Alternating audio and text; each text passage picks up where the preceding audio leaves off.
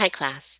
So this is a read aloud for the elements of as money, which you will find in your language usage and purpose tutorial right here, Midas Zinc Touch, right? When you open that up, this is what you get. And so I just wanted to provide a read aloud for you and then a little bit of instructions around this piece of the work. Notice this is the last piece of this lesson. Um, and this is the piece that I'll be looking at to see if your work shows more understanding than the test that you take after this, right? So you'll do the tutorial on language usage and purpose, and then it's followed by a mastery test.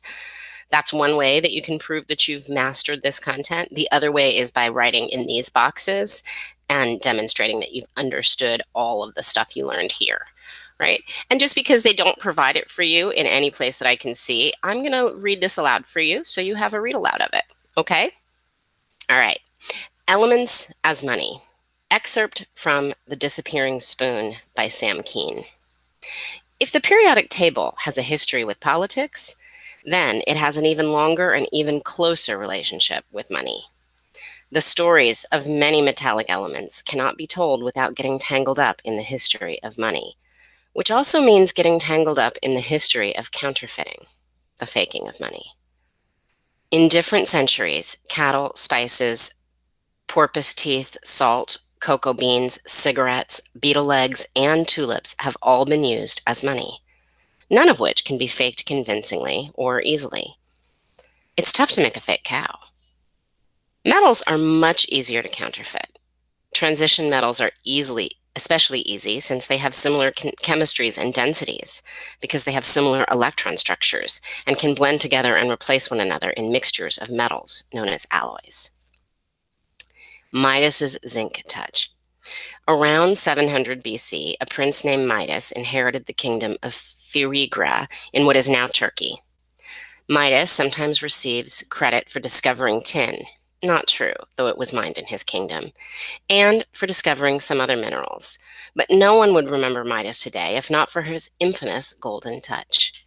He earned it after helping the minor Greek god Selenius, who passed out in his rose garden one night. Selenius so appreciated the monarch's hospitality that he offered Midas a reward. Midas asked that whenever he touched transform into gold, a delight that soon cost him his daughter when he hugged her and almost cost him his life, since for a time even food turned into gold when it touched his lips. Obviously, none of that probably ever happened to the real king, but there's evidence that Midas earned his legendary status for a good reason. It all traces back to the Bronze Age, which began in Midas's neighborhood around 3000 BC. Making bronze, an alloy of tin and copper, was the high-tech field of the day. But in saying bronze, we need to be more specific. It's not like water, in which 2 parts hydrogen always combine with 1 part oxygen. Many different mixtures with many different ratios of metals all count as bronze, and around the ancient world, bronze metals varied in color depending on the different percentages of tin, copper, and other elements that were present. One unique feature of the metal mines near Phrygia, was that they contained many ores with zinc. Zinc and tin are commonly found together in nature, and it's easy to mistake one metal for the other.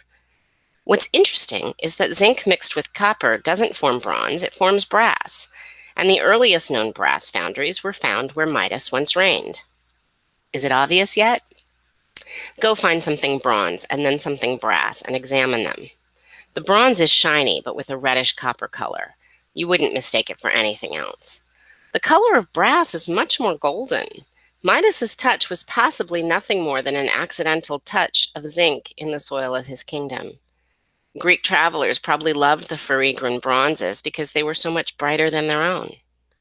The tales they sent home might have grown century by century until golden-colored brass became real gold, and Midas's legendary superpower to create precious metals at a touch became the story. A myth with a believable origin. So I find that really fascinating because I knew the story of Midas and his touch, but I didn't know that. You can return to the instruction video where needed, right? So you've got this nice instruction video here that's... I hear that you've been asked to... Right, this is how to write an analytical essay. Super helpful. And then you're just going to fill in each of these pieces, right? So what words and phrases stand out to you in Midas's touch? Based on those words and phrases, how would you describe the author's diction?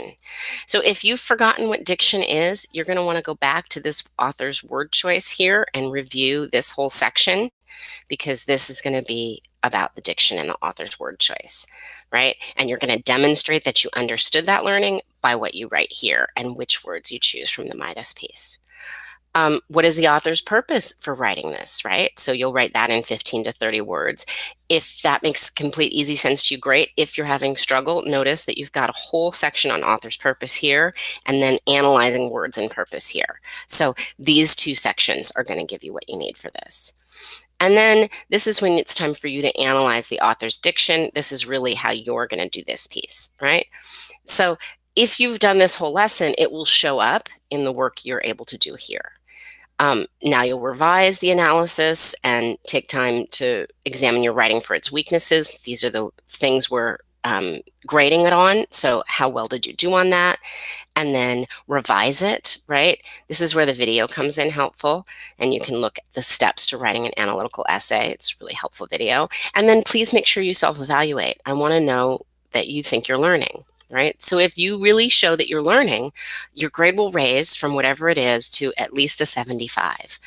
I think we're going to leave the 80 for the mastery test masteries, which you're welcome to take again, but I can get up to a 75 for decent work here that shows that you really understood what you're doing. All right, come to class and have a conversation with me tomorrow if you can. Good luck.